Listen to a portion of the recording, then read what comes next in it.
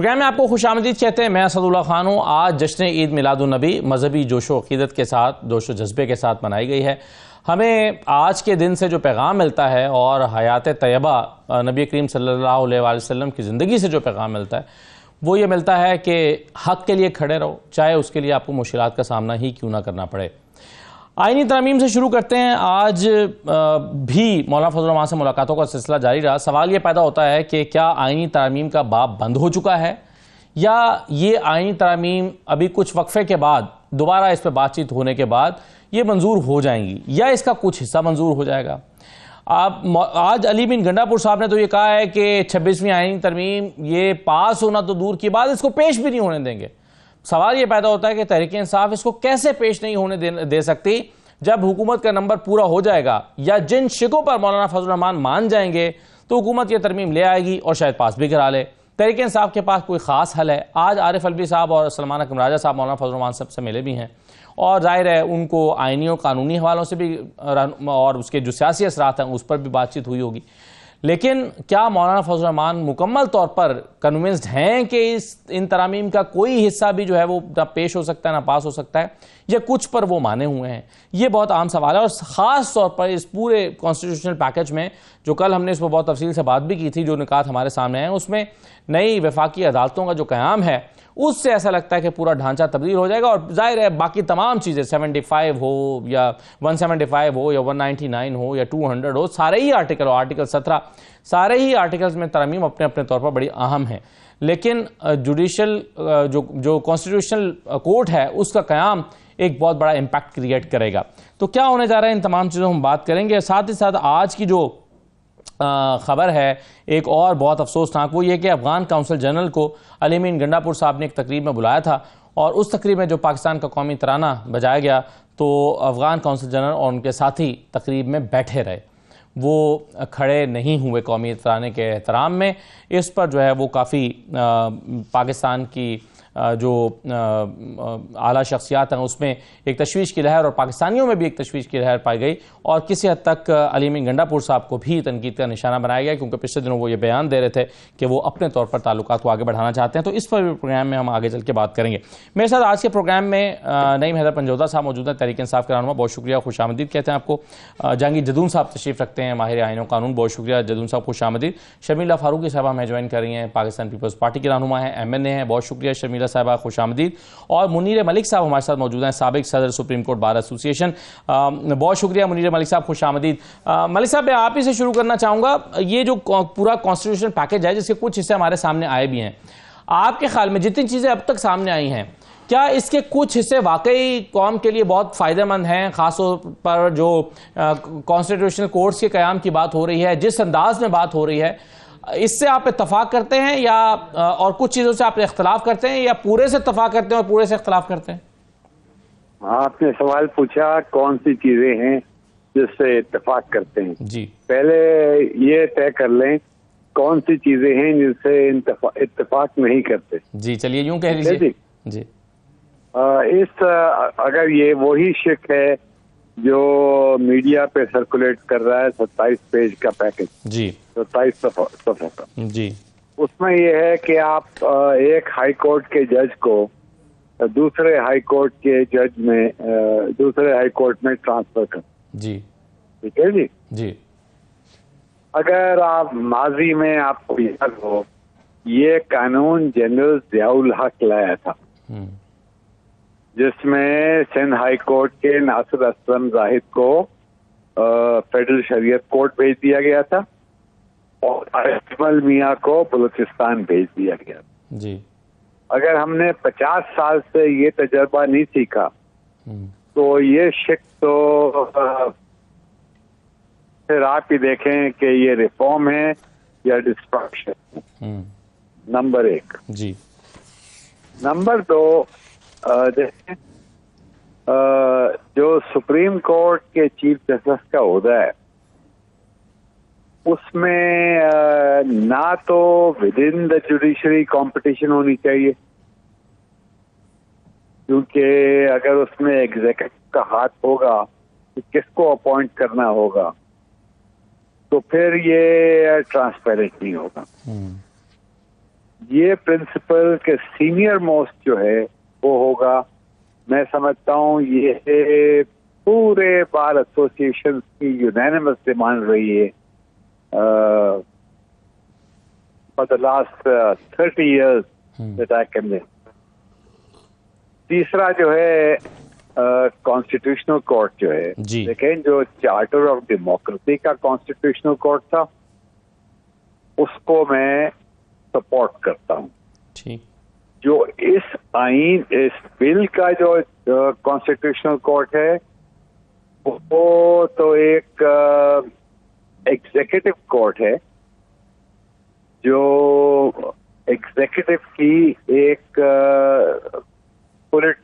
आप समझें कि ये एक पुराने जमाने में रशिया में होता था, सोवियत यूनियन में पोलिट ब्यूरो कोर्ट, ये वो कोर्ट बन जाएगा कि उसके चीफ जस्टिस को वजीर आजम नामजद करें, फिर वो 5 लोगों को नामजद करें।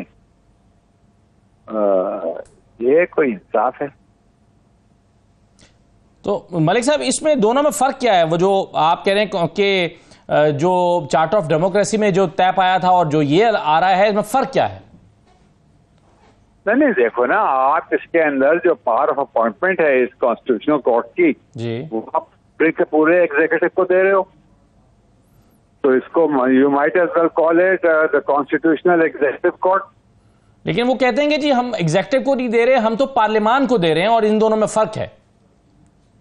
पार्लियामेंट की पास पे लिमिटेशंस हैं। पार्लियामेंट कल ये बोल दे कि ये पार्लियामेंट 100 साल रहेगी, तो क्या वो कानून होगा? क्या अगर पार्लियामेंट ये कह सकती है कि हमने आईनी को मुअत्तल कर दिया, क्या वो कानून होगा?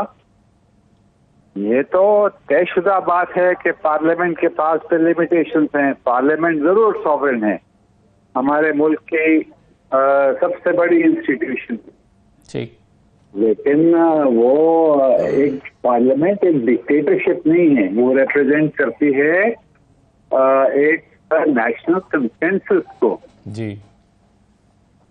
तो मैं तो नहीं समझता कि ये जो पैकेज है ये किसी भी तरह से जो है जमहूरियत की रूह को।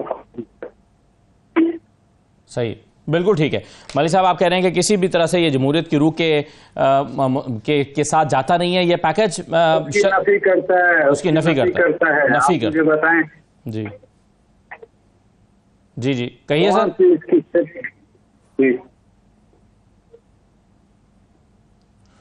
चलिए मुनीर भाई साहब, मैं ज़रा बाकी मेहमानों की राय ले लूं, फिर मैं मजीद आप इस पर बात करना चाहते हैं तो बिल्कुल कीजिएगा। शर्मिला फारूकी साहबा, मुनीर मलिक साहब की राय यह है कि उसूली तौर पर तो इससे इत्तफाक किया जा सकता है, लेकिन वो जो चार्टर ऑफ डेमोक्रेसी में आपका आया था कि कॉन्स्टिट्यूशन कोर्ट होनी चाहिए, ये वो नहीं है। इसमें तो आपने एग्जीक्यूटिव को पावर दे दी कि प्राइम मिनिस्टर चीफ जस्टिस लगाएंगे, फिर वो भी 3 साल के लिए लगाएंगे, फिर वो जजेस का तयन करेंगे। तो ये कैसी कॉन्स्टिट्यूशनल कोर्ट है जो एग्जीक्यूटिव के तहत आ जाएगी? जी बहुत शुक्रिया खान साहब। देखिए जी, जहां तक कॉन्स्टिट्यूशनल कोर्ट का क़याम है उस हवाले से तो ना सिर्फ ये हमारे मिसाक जमहूरियत में था, बल्कि ये हमारे 2024 के मंशूर के अंदर भी शामिल है। अच्छा, अब अगर किसी को अख्तलाफ है कि वो जज की अपॉइंटमेंट कौन करेगा और किसके पास अख्तियार होगा, तो इस पे आई एम श्योर हर किसी की अपनी आरा होगी और हर किसी की आरा जो है वो अहम है। मुनीर मलिक साहब समझते हैं कि शायद इसका अख्तियार भी चीफ जस्टिस के पास होना चाहिए, एक जज ही दूसरे जज को अपॉइंट करे। हम ये समझते हैं कि जी ये अख्तियार वज़ीर आज़म के पास होना चाहिए और पार्लियामान के पास होना चाहिए।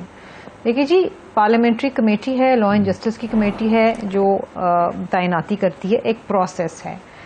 अगर उस प्रोसेस के अंदर कोई तब्दीली लाई जा रही है तो ये पार्लियामान की विजडम है, पार्लियामान के पास ये अख्तियार है कि वो कानून साजी करे और आईनी तरमीम करे।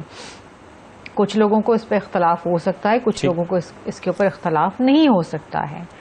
लेकिन जो जनरल तासुर इस वक्त दिया जा रहा है कि जी सुप्रीम कोर्ट के पास से इख्तियारात लिए जा रहे हैं या सुप्रीम कोर्ट के ऊपर हमला किया जा रहा है, मैं तो इसको समझने से ही कासिर हूँ। देखिए, शरीयत के तमाम मामलात फेडरल शरीयत कोर्ट को जाते हैं, वो सुप्रीम कोर्ट के पास नहीं जाते हैं।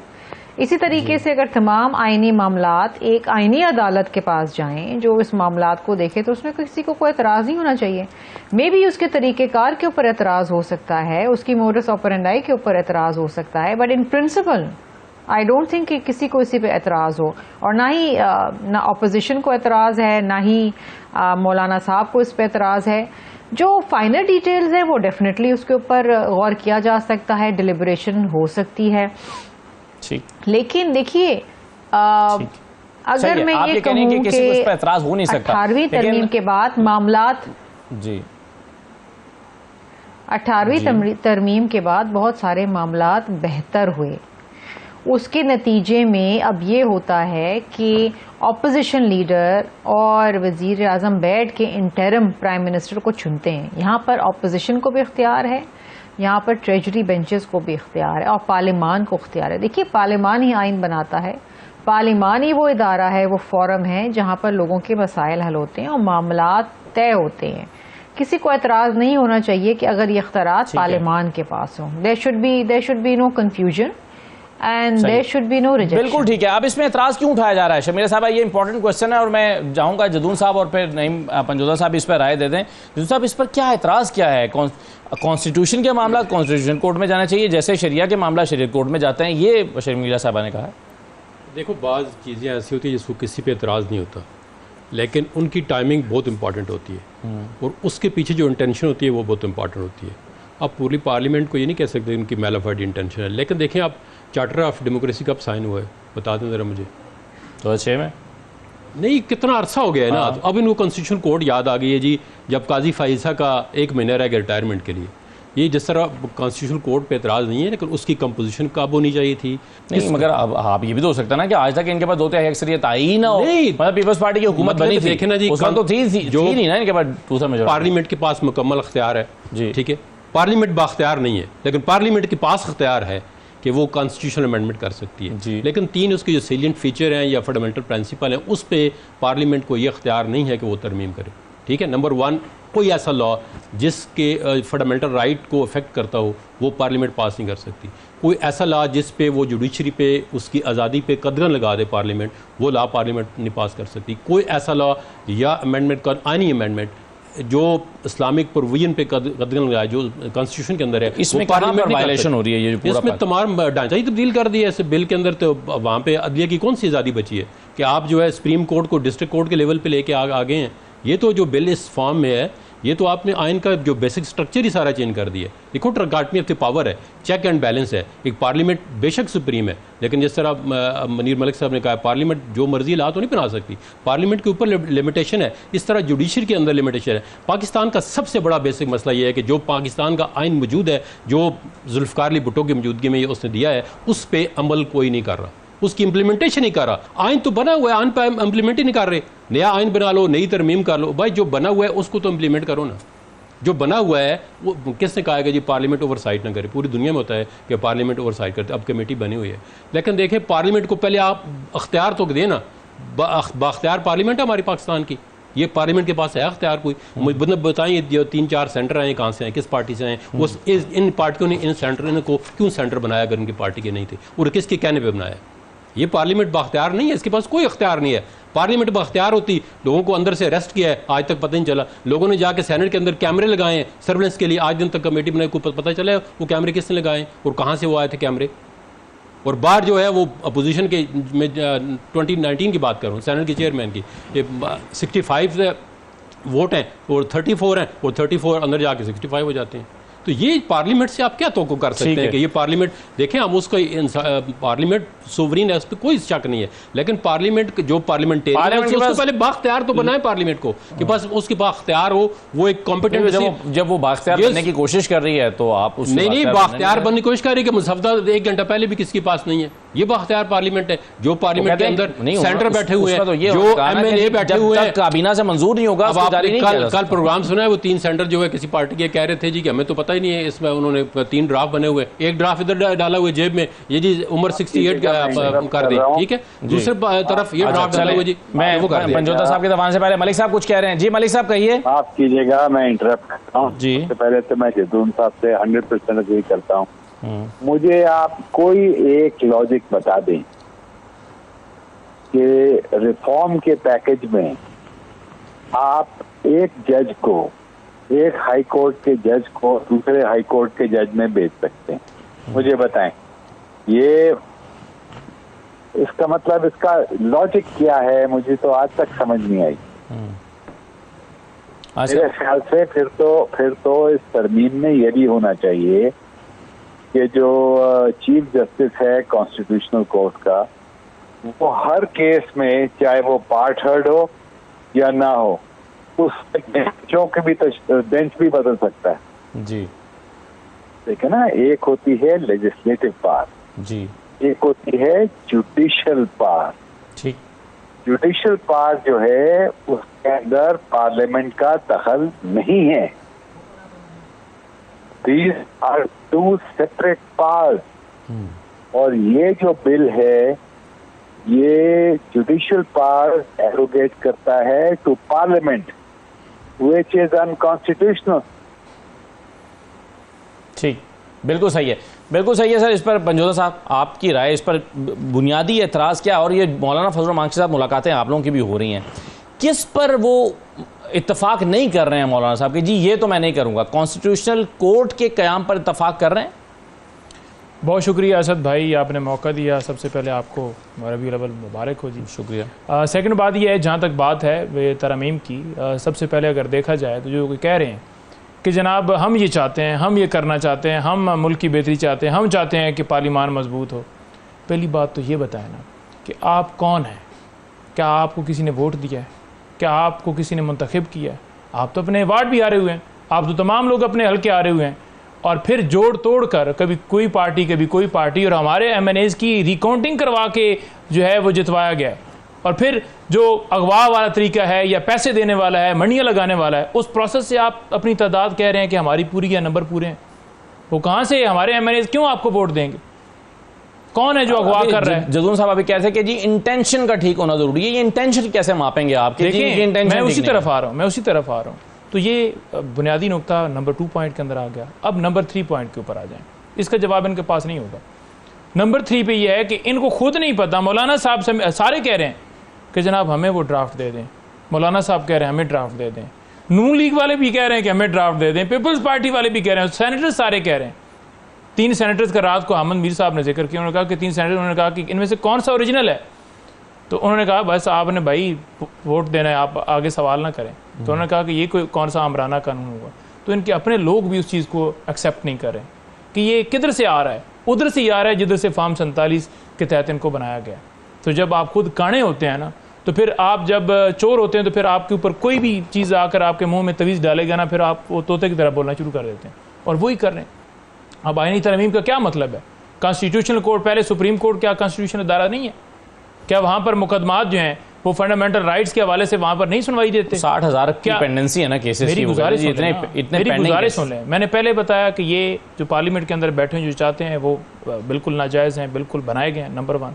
नंबर 2, मैं ये गुजारिश कर रहा हूँ कि कॉन्स्टिट्यूशनल कोर्ट इस वजह से बनाना चाहते हैं कि वहाँ पर अपनी मर्ज़ी का चीफ बैठा कर, और फिर चीफ की मर्ज़ी के बाकी जजेस हों, और फिर अपनी मर्ज़ी से शहबाज शरीफ की चले, नवाज़ की चले, शहबाज की चले, मरियम की चली, या इनकी चली, जरदारी की चले, उनकी मर्ज़ी के मुताबिक फैसले करवाए जाए। और आप कहते हैं इस्लामाबाद हाई कोर्ट के जजेस को, इनको, और जो भी इंसाफ करने की कोशिश करेगा या फैसला देगा उसको उठाकर 63 जो है, देखें उस चीज़ को जो एक जबर के ऊपर या पैसे देकर सही है लोगों को खरीदना या वो तरीकाकार करना, उसको भी लेजिटिमेट करार देने के लिए 63 के अंदर तरमीम कर रहे हैं कि अब बेशक मंडियां लगाओ, वो भी जायज़ है। ठीक है, ये कौन सी तरमीम है? एक और बड़ा इंपॉर्टेंट क्वेश्चन है, और वो ये है कि क्या पार्लियामेंट के पास एब्सोल्यूट पावर है कोई भी आईनी तरमीम लाने की या नहीं है? इस सिलसिले में जब 21वीं तरमीम हुई थी, मैं चाहूँगा कि इस पर मुनीर मलिक साहब अपनी राय का इजहार कर दें और शर्मिला साहबा भी और बाकी मेहमान भी। ये जो 21वीं तरमीम हुई थी इसको चैलेंज किया गया था सुप्रीम कोर्ट में, और उस वक्त सुप्रीम कोर्ट का एक फुल कोर्ट बना था 17 जजेस पर मुश्तमिल, जिसकी सरबराही जस्टिस नासिर मुल्क साहब ने की थी, और उसमें उस बेंच में काजी फैसल साहब भी शामिल थे। ये फैसला 11/6 से आया था और 11/6 से इन तरामीम को, आईनी तरामीम को बरकरार रखा गया था और कहा गया था कि जी पार्लियामेंट के पास पावर मौजूद है। लेकिन ये जो आप स्क्रीन पे देख रहे हैं ये काजी फैसल साहब का, जो कि उस बेंच का हिस्सा थे, उनका इख्तलाफी नोट है, और इस इख्तलाफी नोट में काजी साहब ने ये कहा था, उन्होंने लिखा था कि आईनी तरामीम के खिलाफ दायर दरखास्तों के एक केस में मौजूद चीफ जस्टिस काजी फैसल की राय थी कि आइन में तरमीम के लिए पार्लियामेंट को बेलगाम इख्तियारात हासिल नहीं है। मौजूदा चीफ जस्टिस काजी फैसल साहब ने आइन में तरमीम से मुतालिक ये राय 2015 में 21वीं आइनी तरमीम के खिलाफ दायर दरखास्तों के केस में दी थी। अगस्त 2015 में सुप्रीम कोर्ट ने 11/6 की अक्सरियत से 21वीं आइनी तरमीम की हिमायत की थी। जस्टिस काजी फैसल साहब ने तरमीम की मुखालफत की थी और वो 6 जजेस में शामिल थे। अगर इख्तलाफी नोट में उन्होंने कहा था कि अगर पार्लियामेंट आइन में तरमीम करती है तो सुप्रीम कोर्ट को इसका जायजा लेने का इख्तियार हासिल है। अगर सुप्रीम कोर्ट को जरूरी लगे तो पूरी तरमीम या इसके कुछ हिस्से को कलअदम करार दे सकती है। चीफ जस्टिस काजी फैसल साहब ने उस वक्त इख्तलाफी नोट लिखा था कि सुप्रीम कोर्ट आईनी तरमीम के जायजे का यह इख्तियार पार्लियामेंट को कमजोर करने या अपने इख्तियार से तजावुज के लिए बुरोकार नहीं लाती, बल्कि इसके लिए इसलिए ऐसा करती है क्योंकि आइन ने उसे यह इख्तियार सौंपा हुआ है। इख्तिलाफी नोट में यह भी लिखा गया था कि सुप्रीम कोर्ट के जुडिशियल रिव्यू के इख्तियार की किसी भी तरह से नफी नहीं की जा सकती, क्योंकि इसे 1973 के ओरिजिनल आइन और उसके दिबाचे में फराहम किया गया है। काजी फैसल साहब ने उस वक्त इख्तिलाफी नोट में यह भी लिखा था कि अरकान पार्लियामेंट एक मखसूस दौरानिया के लिए मुंतखब होते हैं, यानी हर पार्लियामेंट अपनी नौयत के लिहाज से आर्जी होती है, जबकि आइन मौजूद रहता है और तमाम वक्तों के लिए इसकी हिफाजत दरकार होती है।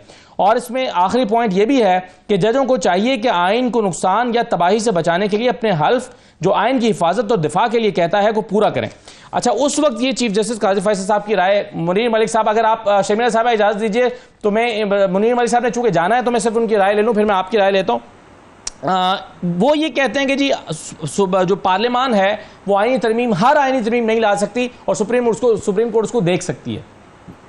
देखिए, आप ये 2 जजमेंट आपने अभी हवाला दिया है ना, इनको साइड पे रखते मैं आपसे 2 सवाल पूछ सकता हूँ। नंबर 1, मैं आपसे एक सवाल पूछ रहा हूँ, क्या एक आदमी अपने कॉज में मुनसिफ हो सकता है? Can a person be a जज हिज ओन कॉज? नो। ठीक है, ये कहाँ से आया? ये आइन, दुनिया के आइन बनने से पहले जो है, कोई भी आइन बनने से पहले असूल आया था। ठीक है जी। इसी तरह के कुछ फंडामेंटल प्रिंसिपल्स हैं। एक फंडामेंटल प्रिंसिपल ये है कि जैसे मैंने कहा, you can not be a जज इन योर ओन कॉज। ठीक। दूसरा ये है कि पार्लियामेंट जो है वो कानून बनाती है, वो जज नहीं करती। वरना तो ऐसे कर सकते हैं हम कि ये सारे के सारे 11 लाख जो मुकदमात हैं ये हम पार्लियामेंट को भेज देते हैं कि भाई आप फैसला कर लें कमेटियों के अंदर। तो एक डाइकोटमी है between legislative power and judicial power. ठीक। तो इसलिए ये इनहेरेंटली जो पहली पार्लियामेंट बनी होगी, पता नहीं कब बनी, ग्रीस में बनी है, कहाँ बनी, ये उसके पावर्स पे भी लिमिटेशन था कि it can not give judicial decision. और ये बिल ऑफ अटेंडर, ये मैग्ना कार्टा से पहले के असूल हैं। जहां तक रह गया कि तरीका कार क्या होना चाहिए अपॉइंटमेंट का, उसमें बिल्कुल 2 राय हो सकती हैं। मेरी जाती राय ये है कि पार्लियामेंट जो है उसका बुनियादी रोल होना चाहिए, वो उस वक्त की फिलॉसफी को रिप्रेजेंट करती है और उसको टाइम्स का ज़्यादा अंतर है। मेरा ये असूल है ये 17 unelected people should not make the law. Law parliament का काम है, इलेक्टेड रिप्रेजेंटेटिव्स लोगों के वो हैं, लेकिन जो तशरी है जब वो कानून बना लेते हैं तो फिर अगर ये असूल कि every person is equal before the law, जी, ये तो मेरे ख्याल से अब 500 साल पुराना है या नहीं है? जी हाँ। क्या पार्लियामेंट तो फिर तरह की लेजिस्लेशन नहीं हो सकती। ठीक है, बहुत शुक्रिया मुनीर मलिक साहब, बहुत शुक्रिया, आपने इस प्रोग्राम में शिरकत दी, अपनी राय का इजहार किया। मैं शर्मिला साहब आपकी राय में एक छोटा सा ब्रेक लेकर वापस आता हूं तो लेता हूं, और बाकी लोग भी, और ख़ास तौर पर ये नुक्ता जो उठाया गया, शर्मिला साहब इसका जवाब दीजिएगा कि इसकी ज़रूरत क्यों महसूस हुई है कि एक हाई कोर्ट के जज को दूसरे हाई कोर्ट उसकी इजाज़त के बगैर या उससे पूछे बगैर, उसकी रजामंदी के बगैर भेजा जा सके, क्यों किया जा रहा है ऐसा? ब्रेक के बाद वापस आते हैं।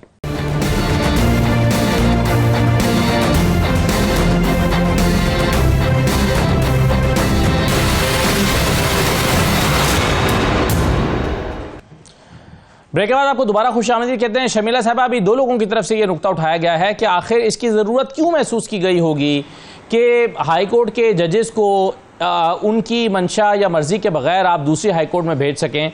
ये मुनीर मलिक साहब कह रहे हैं कि ज़ाउल हक के ज़माने में आया था और बाद में उसको तब्दील कर दिया गया। आज ये ज़रूरत क्यों महसूस की गई है? खान साहब देखिए, इशू पता है क्या है? इशू ये है कि इस वक्त जितने लोग बातें कर रहे हैं ना, उनको ये मालूम ही नहीं है कि उस मुसवदे के अंदर है क्या। These are all speculations. जिसको जो समझ में आ रहा है, जिसको जो सुनने में आ रहा है, वो उसके ऊपर तबसरा कर रहा है कि जी ये होने वाला है, ये होने वाला है। आपको या आपके मोअज़्ज़ज़ मेहमानों को कुछ मालूम ही नहीं है कि एक्चुअली वो आईनी तरामीम क्या है। वो आईनी तरामीम अभी तक सिर्फ और सिर्फ जो पार्टी लीडरशिप है उसके दरमियान डिस्कशन उसकी हो रही है। मौलाना साहब के पास मसवदा होगा, चेयरमैन बिलावल भुट्टो जरदारी साहब के पास मसवदा होगा, शहबाज शरीफ साहब के पास होगा, MQM के पास होगा, लेकिन आपके या इनके पास नहीं है। ये जो चल रही है ना पिछले हफ्ते 10 दिन से अखबारों में, मीडिया पे, सोशल मीडिया पे, ब्लॉग्स में, वीलॉग्स से ना, जी ये होने जा रहा है, जी ये होने जा रहा है, वो होने जा रहा है। These are all speculations. इस वक्त जो एक हतमी चीज़ है जो मैं आपको जिसके ऊपर वाज़े तौर पे बात कर सकती हूँ वो ये है कि सिर्फ और सिर्फ एक आईनी कोर्ट बनाया जा रहा है, कॉन्स्टिट्यूशनल कोर्ट, और इसमें किसी किस्म का किसी को अभाम नहीं होना चाहिए। वो 2006 के जिस तरह मैंने आप ये कह रही हैं कि जो मुसवदा आपके पास है उसमें ये हाई कोर्ट के जजेस को ट्रांसफर करने की बात नहीं है। मैंने मुसवदा देखा नहीं है, ना ही इन्होंने देखा है, ना ही आपने देखा है, तो आई डोंट नो ये बात कहाँ से आई है। दूसरी अहम चीज़ ये है कि अभी आपके एक मोअज़्ज़ज़ मेहमान ने कहा जी 2006 में ये बात की गई थी, तो अब क्यों कर रहे हैं? जी अब इसलिए कर रहे हैं क्योंकि अब हम समझते हैं कि हमारे पास 2/3 अक्सरियत है और बहुत सी चीज़ें ऐसी हैं जिसके ऊपर अमल दरामद होना चाहिए। Better late then never. 2006 के बाद कई हुकूमतें आई गई, किसी के पास भी 2/3 अक्सरियत नहीं थी, सारी कोलिशन गवर्नमेंट्स थी और हलीफ जमातें थी। अब भी हलीफ जमातें हैं, लेकिन अब कोशिश की जा रही है कि पार्लियामान का वकार बहाल किया जाए, क्योंकि over the last so many years parliament की जो अथॉरिटी है वो इरोड होती चली गई है। अभी आप बात की गई कि जी चीफ जस्टिस की तैनाती फलां, भाई 18वीं और 19वीं तरमीम से पहले चीफ जस्टिस की तैनाती कौन करता था? प्रेसिडेंट करता था ना। और कौन करता था? चीफ जस्टिस एक पैनल बना के भेजते थे और उसमें से प्रेसिडेंट जो है वो एक जो मोतबर जज है उसको चूज कर लेता था। ये चलता रहा ना, पाकिस्तान के अंदर होता रहा ना। अच्छा, फिर फेडरल शरीयत कोर्ट 1980 के अंदर फेडरल शरीयत कोर्ट बनाया गया, ठीक है, तो किसी को एतराज नहीं हुआ, चल रहा है ना फेडरल शरीयत कोर्ट। उसमें 8 जजेस हैं, उसका भी चीफ जस्टिस है, वो तमाम शरिया के मामला देखते हैं, तो उस वक्त तो किसी ने शोर नहीं किया, कोई एतराज नहीं, और आज तक नहीं हो रहा उसके ऊपर एतराज। जा रहे हैं मामला तो उसके, और ये पूरी मुस्लिम दुनिया में ये ऐसा फेडरल शरीयत कोर्ट अपनी नौयत का पहला कोर्ट है, ये किसी और इस्लामी ममालिक में नहीं है ऐसा। तो जनाब बात यह है कि अगर पार्लियामान की विजडम के अंदर ये बात है कि कॉन्स्टिट्यूशनल अमेंडमेंट होनी चाहिए तो वो कोई कुरानी आयत नहीं है कि जो आप इसके अंदर किसी किस्म की कोई तब्दीली या बेहतरी नहीं ला सकते हैं। आनी चाहिए वक्त और हालात और मामलात को देखते हुए। Over the last so many years Khan साहब, पार्लियामान की अथॉरिटी इरोड होती गई है। ये आपके सामने है कि किस तरीके से मुख्तलिफ इदारों की इंटरफेरेंस रही है। पार्लियामान का वो वकार ही नहीं रहा, पार्लियामेंटेरियंस का वो वकार ही नहीं रहा, वो अथॉरिटी ही नहीं रही है। उनसे अथॉरिटी ले ली गई है, डिस्पाइट द फैक्ट के आइन के अंदर पार्लियामेंट जो है वो सुप्रीम है। Parliament is the one who makes the constitution. और अभी बात की गई कि जी ये वो फलां और सुप्रीम कोर्ट की अथॉरिटी, नो। सुप्रीम कोर्ट उसी वक्त अपनी ओपिनियन दे सकता है जब आइन की किसी शिक पे किसी किस्म का कोई अभाम हो, when everything is clear in black and white, उसके ऊपर सुप्रीम कोर्ट अपना तबसरा नहीं कर सकती। हाँ, कहीं पर अभाम है, किसी बिल्कुल सही है। चलिए, ये आपका आपका पॉइंट आ गया कि जब इमाम ही नहीं है तो तशरीह की जरूरत भी नहीं होगी। बात ये है कि पिछले कई सालों से कुछ शिकों के ऊपर तशरीह होती जा रही है। मुझे बताइए कि बहुत सारे ऐसे मुकदमा थे जिसमें फैसले हो गए, लेकिन अपीलें पड़ी हुई हैं सुप्रीम कोर्ट के अंदर। ठीक है, मैं आपको बताती हूँ एक छोटा सा केस, तो मैं नहीं कहूंगी मैंने किया था, आज से कोई 10-12 साल पहले। 3 साल की बच्ची थी, बेबी सन्ना। उसको 2 पुलिस कांस्टेबल्स ने रेप करके मार दिया था। उसकी लाश गटर में से मिली थी। एंटी टेररिस्ट कोर्ट के अंदर उन दोनों मुल्जिमान को सजाए मौत दे दी थी। हाई कोर्ट से एक तो मुल्जिम छूट गया, एक की अपील आज तक पेंडिंग है और वो बाहर घूम रहा है। उसकी जमानत हो गई है, लेकिन सुप्रीम कोर्ट में उसकी वो पेंडिंग है। जो उस बच्ची के माँ बाप हैं वो आज तक इंसाफ के मुंतजर हैं। क्या ये अहम नहीं है इस मुल्क के लिए? ये मुकदमा अहम नहीं है इस मुल्क के लिए? आप कह रहे हैं पेंडेंसी ऑफ केसेस जो है कोई बहुत बड़ा मसला पाकिस्तान का। बिल्कुल ठीक है। अब मैं इस पर आगे इजाजत दीजिए तो मैं बाकी लोगों की राय ले लूं। खास तौर पर जो आपने कहा कि ये तो स्पेक्युलेटेड मुसव्वदा है, इस पर बात क्या की जाए? बिल्कुल ठीक है। जदून साहब, ये फरमाइए कि ये तो स्पेक्युलेटेड मुसव्वदा है, अभी ये हातमी नहीं है, ये तो किसी के पास है ही नहीं, तो फिर आप इस पर हम कैसे राय जनी कर रहे हैं? अलग बात है कि आज़म तारड़ साहब ने जो पार्लियामान में उस दिन खिताब किया था, उसमें जो निकात उन्होंने कहा कि हम करना चाहते हैं, वो कमोबेश यही पॉइंट्स थे जो कि हम डिस्कस करते हैं। तो आप इस पर क्यों कॉमेंट कर रहे हैं? मैं अगर इनकी एक बात का जवाब दूँ तो आपका प्रोग्राम जो है ना, इसके लिए टाइम नहीं है। चले मुख्तसरन दे दें। मुख्तसरन ये दे दें कि देखें, मैंने यही कहा ना कि पार्लियामेंट को पहले बाख्तियार बनाएं जी। अब ये पार्लियामेंट के अंदर जो मसवदा ला रहे हैं, ये पार्लियामेंट की, ये तो पब्लिक प्रॉपर्टी है।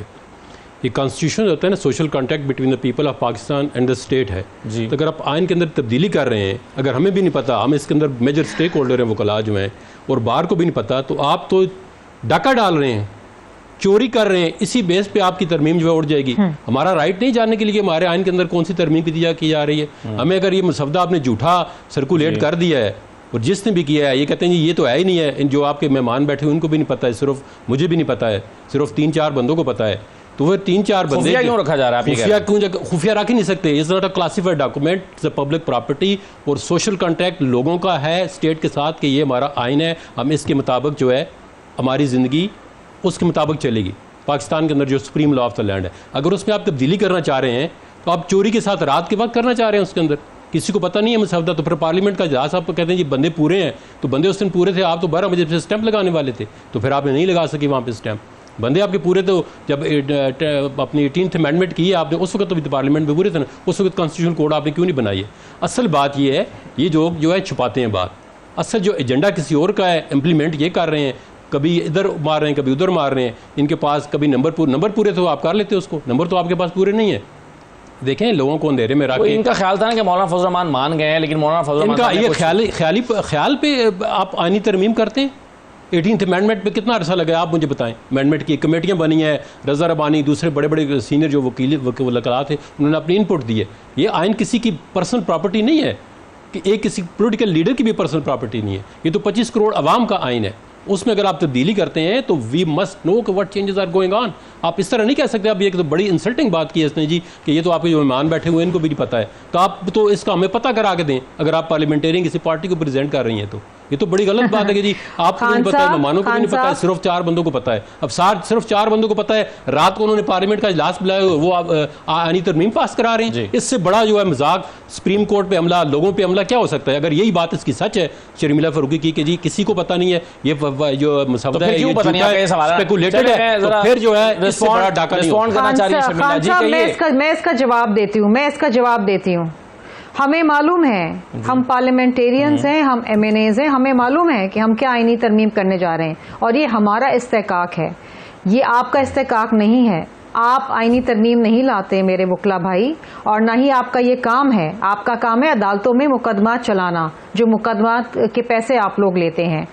आईनी तरमीम करना, कानून साजी करना हम लेजिस्लेटर्स का काम है। मेरा ये हक है, एक सेकंड, फंडामेंटल राइट के आर्टिकल 19 क्या कहता है? We have the fundamental right to know what's happening, information हमारे पास चाहिए। इनको MNAs को पता ही नहीं है। यस, बिल्कुल होनी चाहिए, लेकिन जब वो चीज पार्लियामान में आएगी, पार्लियामान से पास होगी, आपको पता चल जाएगा। लेकिन ये जो आपका कहना है कि हमसे शेयर करें, हमसे मुशावरत करें, आइन में कहीं नहीं लिखा, आइन में कहीं नहीं लिखा कि अगर हमें कोई आईनी तरमीम करनी है जुडिशरी के हवाले से, तो हम वकला बिरादरी के साथ, जो वकला बिरादरी के साथ हम उसकी नहीं सुने मेरी बात, हौसला करें ना।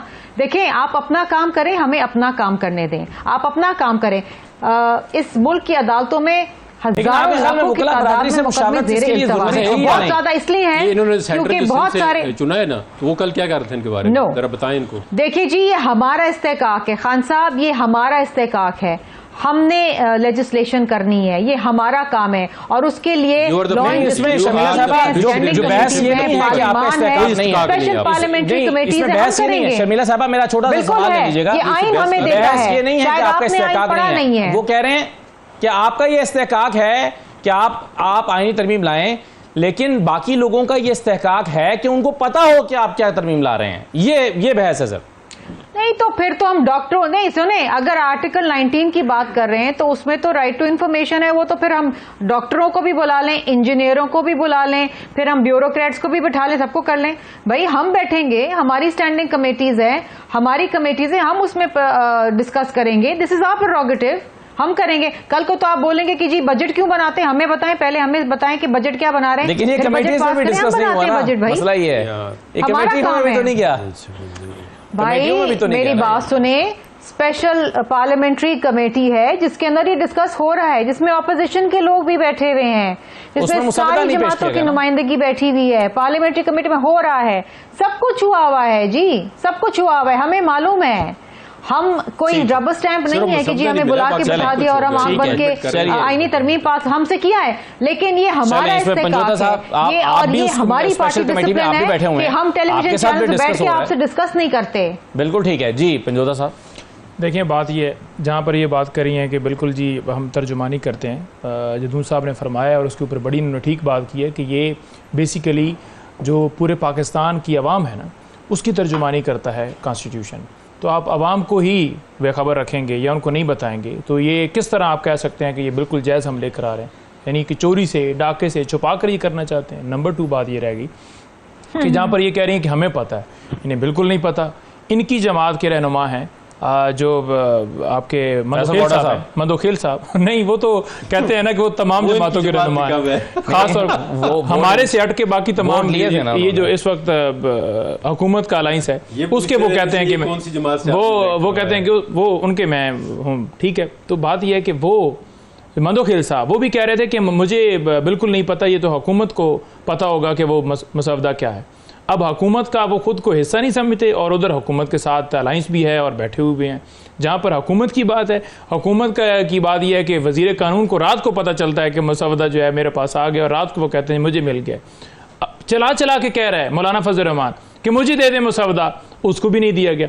तो ओवरऑल अगर बात की जाए ना, मसला ये है, मौलाना चाहते हैं, मौलाना से कहा गया कि तुसी राजी हो वो ते कर को लांगे मुसवदा दे देंगे आपको। मसलन असल बात ये आप एग्री करें, असल बात ये है कि चोरी से, डाके से ये खुद लोग आए हुए हैं। फार्म 47 मैंने जहाँ से आपको बुनियाद शुरू की, जब बिल्डिंग की बुनियाद ही गलत होती है ना तो फिर उसके पास कोई बैठे। फिर सेकंड बात, ये तो खुद मौलाना ने कहा था अब हम 45 के हैं या हम 47 के हैं, इन्हीं लोगों ने करना है। फिर सेकंड बात देखें, आर्टिकल 63 के अंदर चेंजिंग करा कि जनाब अब बेशक लूट मार मंडियां जिस तरीके से भी आप लोगों को अगवा करके वोट दें, एक्चुअली तो ये था ना कि वोट तो शुमार होना ही चाहिए, बाद में चाहे डिफेक्शन लगे नहीं, देखें वही ना कि उसके अंदर तब्दीली, उससे कौन से आपके केसेस खत्म हो रहे हैं। और फिर नवाज शरीफ, शहबाज शरीफ, जरदारी ये अगर बैठ कर उधर डिसाइड करें कि चीफ जस्टिस पाकिस्तान जो है इन 5 में से होगा, क्या ऐसे केसेस खत्म हो जाएंगे? या एक आईनी अदालत उसके तमाम जजेस ये लगाएंगे तो फिर क्या ऐसे होंगे? एक जज को ट्रांसफर करके किसी और जगह भेजा जाएगा तो क्या उससे केसेस खत्म हो गए? इसके अलावा मुसवदा ही नहीं है, चलिए मुसवदा ही नहीं है। एक छोटा सा ब्रेक लेते हैं जी, ब्रेक के बाद वापस आते हैं।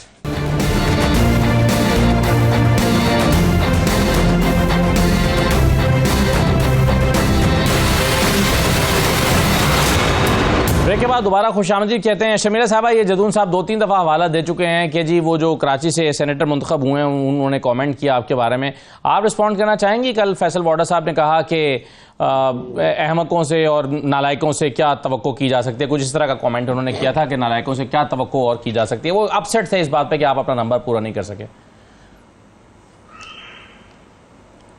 नहीं जी, मैं इस किस्म के कमेंट के ऊपर कोई कमेंट नहीं कर सकती, मैं उनकी तर्जुमान नहीं हूँ। लेकिन वो आपके बारे में कमेंट किया था ना, इसलिए मैं चाहता कि अगर आप चाहें तो रिस्पॉन्ड कर दें, नहीं चाहते हैं तो कोई मसला नहीं। मुझे नहीं पता किसके बारे में कमेंट किया था। ठीक है, चलिए, बिल्कुल सही है। अच्छा, आप एक चीज़ मुझे जदून साहब ये बताइए कि ये, बल्कि मैं बजूदा साहब आपके सामने सवाल रखता हूँ। बिल्कुल। अली मीन गंडापुर साहब ने कहा कि जी ये तो पास होना तो दूर की बात, पेश भी नहीं होने देंगे। कैसे रोकेंगे जी? ये तो आईनी तरमीम है, नंबर पूरा होगा, पास हो जाएगी। ये अली मीन गंडापुर साहब कौन सी तड़ियाँ लगा रहे हैं? बिल्कुल उन्होंने ठीक कहा है, उन्होंने बिल्कुल ठीक कहा है। हम बिल्कुल 19 तारीख को वकला जो हैं वो बिल्कुल कॉल दे चुके हैं। इंशाल्लाह ताला तहरीक का आगाज़ होगा और उसके साथ साथ पाकिस्तान तहरीक इंसाफ भी इंशाल्लाह ताला सड़कों पर निकलेगी और एहतजाज भी करेगी। 21 को भी हमारा जलसा है और हम भरपूर तरीके से इसके खिलाफ आवाज़ बुलंद करेंगे, क्योंकि ये सिर्फ और सिर्फ चाहते हैं कि मुल्क जो है वो इनके मुताबिक चले, ना कि कानून और आइन के मुताबिक चले। तो हम कानून और आइन के मुताबिक चलाएंगे। अली मीन गंडापुर साहब अपनी समझ के मुताबिक जिस तरह से चीज़ों को लेकर चल रहे हैं, मसलन वो कहते हैं कि अफगान पॉलिसी वो खुद बनाएंगे और खुद डील करेंगे। आज उसका नतीजा आपने देखा कि उन्होंने एक तकरीब में बुलाया था अफगान कौंसिल जनरल को, और अगर फुटेज भी आप देख लें स्क्रीन पर तो उन्होंने कौमी तराने, पाकिस्तान के कौमी तराने की जिस तरह से तज़हीक की है कि वो खड़े नहीं हुए और सब खड़े हुए थे और वो बैठे रहे जानबूझ के तज़हीक करने के लिए, तो ये अली मीन गंडापुर साहब मेरा ख्याल है कौमी मामला तो वफाक पे नहीं छोड़ देने चाहिए। नहीं, देखें, जहाँ तक उन्होंने बात की है, मसालत की बात की है, बातचीत की बात की है, अगर आप चैप्टर 4 देखें उसके अंदर वाज़ेह तौर पर कहीं भी ये नहीं लिखा हुआ कि कोई हुकूमत जो है किसी और हुकूमत के साथ मसालत की बात करेगी। मसालत का लफ्ज़ कहीं पर यूज़ नहीं हुआ। तो जहाँ तक आप बात करें कि एक हुकूमत जो है, वफाकी हुकूमत जो जहाँ पर बैठी हुई है, फार्म 47 वाले, वो तो किसी सूरत भी इस तरफ आ ही नहीं रहे कि ये दहशतगर्दी जो है वो कंट्रोल होनी चाहिए, या उसके ऊपर कोई पॉलिसी बनाए या कहीं जाकर अफगानिस्तान का विजिट करें। बिलावल ने क्यों नहीं विजिट किया? क्या उसको नहीं जाना चाहिए था? और जहां पर एक सूबे के अंदर एक उसका सरबराह बैठा हुआ है और वो समझता है, और अवाम का उसके साथ खड़ी है और वो समझता है कि हुकूमत जो है वो हमारे मुखालिफ है और उस मुखालफत में कि वो हमारे ऊपर क्रैकडाउन कर रहे हैं, इस चीज को नहीं देख रहे, तो आखिरकार उन्होंने मजबूर होकर यह फैसला किया, जो कि चैप्टर 14 के अंदर वाज़ेह जिक्र है कि कहीं पर भी ये नहीं लिखा हुआ कि आप एक मुल्क दूसरे के साथ तो उस सूरत हाल के अंदर जब वहां पर नहीं लिखा हुआ तो आप बातचीत तो कर सकते हैं ना। जहां पर एग्रीमेंट की बात है तो वो डेफिनेटली स्टेट टू स्टेट जो है वो एग्रीमेंट होता है या कोई भी मायदा होता है, उस हद तक जो है वो आगे जाकर होती है, लेकिन बातचीत तो आप कर सकते हैं, उसमें कोई मोबम नहीं है। बिल्कुल सही है। मेरा अब एक सवाल और उसके 2 हिस्से हैं जदून साहब। एक तो 12 जुलाई को फैसला आया, 26 जुलाई को इलेक्शन कमीशन वजाहत के लिए सुप्रीम कोर्ट के पास गई, सुप्रीम कोर्ट ने 2 महीने के बाद उसकी वजाहत जारी की। अब इस सवाल 2 हैं मेरे। एक तो ये है कि इस पे अब क्या इलेक्शन कमीशन इस वजाहत के बाद क्या आपके ख्याल में मखसूस नशस्तें पीटीआई को दे देनी चाहिए और तस्लीम कर लेना चाहिए, या अभी भी कोई भाम आपके ख्याल में वाक़ई होगा? और दूसरा, जो काजी फैसल साहब यानी डिप्टी रजिस्ट्रार की तरफ से जो वजाहत की गई है कि जी ये चीफ जस्टिस के पास आए बगैर वजाहत जारी कर दी गई है और इस पर उन्होंने सुप्रीम कोर्ट ने अपनी हैरत का इजहार किया है, आप इसमें कोई गैर कानूनी चीज़ देखते हैं? नहीं, इसमें देखें ना, अगर एक आर्डर है, सुप्रीम कोर्ट कह रही है इम्प्लीमेंट करो, तो इलेक्शन कमीशन के आईनी इदारा है, वो किसी पार्टी का दायरा नहीं, उसको पार्टी बनना चाहिए। ठीक है, उसको बिल्कुल अनबाइस्ड इम्पार्शियल उसने एक डिसीजन दिया, उसको सेटिसाइड कर दिया सुप्रीम कोर्ट ने, हाई कोर्ट ने उनके फेवर में दिया, तो उसको फिल फॉर इम्प्लीमेंट करना चाहिए। ठीक है, अगर उनको कोई तकलीफ है, कोई मसला है, तो वो रिव्यू भाई, इलेक्शन कमीशन आनी इदारा है, आप एक पार्टी का दायरा क्यों बनना चाहते हैं? आप तो पूरे मुल्क का एक इलेक्शन कमीशन है, आप आनी इदारा हैं आप, ठीक है। इन्होंने आरफ अलवी ने 2 ऑर्डिनेंस के जरिए इलेक्शन कमीशन बगैर कानूनी अपॉइंट कर कोर्ट ने सेटिसाइड कर दी। उन्होंने कहा ये तरीकाकार नहीं है अपॉइंटमेंट का, ठीक है। तो इसमें देखें ना, इलेक्शन कमीशन को इसलिए उन्होंने सेटिसाइड की कि इलेक्शन कमीशन के जो मेंबरान है ट्रेजरी और अपोजिशन से मिलकर पूरे मुल्क के लिए काम करते हैं, तो इलेक्शन कमीशन को फ़ौरन नोटिफाई करना चाहिए और इम्प्लीमेंट करना चाहिए। बार बार वजातें जो है ना, ये ऑब्स्टिकल क्रिएट कराए उसकी जजमेंट की इम्प्लीमेंटेशन में। तो इसको तो मेरे ख्याल में तो मैं एक स्टेप आगे जाता हूँ कि इसको कंटेम्प्ट इशू करना चाहिए इलेक्शन कमीशन को, अगर इम्प्लीमेंट नहीं करता। इलेक्शन कमीशन भी तो काजी फैसा कहते हैं कि आईनी इदारा है, तो काजी फैसा ने देखे ना, जब बलूचिस्तान का इलेक्शन नहीं हो रहा, इलेक्शन कमीशन को 5 को खड़े करके क्या कहा है, जरा पढ़ ले जजमेंट। ठीक है, मुख्तसरन शमीला साहिबा, आपके ख्याल में फैसला आ चुका 8-5 से, वजाहत भी आ चुकी उसकी, अब इलेक्शन कमीशन को उस फैसले पर अमल दरामद करते हुए तहरीक इंसाफ को मखसूस नशस्तें जारी कर देनी चाहिए? देखिए जी, ये मामला अदालत और इलेक्शन कमीशन के दरमियान है। अब इलेक्शन कमीशन क्या करता है, क्या नहीं करता, नोटिफाई करता है, नहीं करता, ये तो इलेक्शन कमीशन का कोई नुमाइंदा आपको बता सकता है। मैं तो उनकी तर्जुमानी नहीं कर सकती। आपकी राय क्या है? नहीं, मेरी इसमें कोई राय नहीं है। डजंट कंसर्न मी। जो चीज़ मुझसे कंसर्न नहीं करती, देखिए मैं एक सियासी मैं एक पार्लियामेंटेरियन हूँ, आई एम अ पॉलिटिशियन, और मैं किसी भी आईनी इदारे के ऊपर कोई कमेंट नहीं करूँगी। इलेक्शन कमीशन का मौक़िफ़ माजी में भी आपने देखा, उसकी कुछ एक वेबसाइट के ऊपर कुछ चीज़ें आई, फिर उसके ऊपर इलेक्शन कमीशन की तरफ से कुछ चीज़ें आई, उसका जवाब आया। आपस में इन दोनों के क्या मामलात हैं, क्या नहीं है। पहले एक डिसेंट नोट आ जाते हैं 2 जज साहिबान के, वो बड़े डैमेजिंग डिसेंट नोट से उस जजमेंट के हवाले से, फिर बाकी जज साहिबान के आ जाते हैं सैटरडे नाइट को, और अब उसके ऊपर इलेक्शन कमीशन क्या करता है, वो सुप्रीम कोर्ट का वो फैसला वहाँ पहुँचा नहीं पहुँचा, उसके ऊपर क्या अमल दरामद होगा, नहीं होगा, कब होगा, ये तो वही इदारे बता सकते हैं। ठीक, बिल्कुल सही है। चलिए, बहुत शुक्रिया शमीला फारूकी साहिबा, पंजोदा साहब बहुत शुक्रिया, जदून साहब बहुत शुक्रिया प्रोग्राम में शिरकत करने के लिए। इजाज़त दीजिए, अल्लाह हाफ़िज़।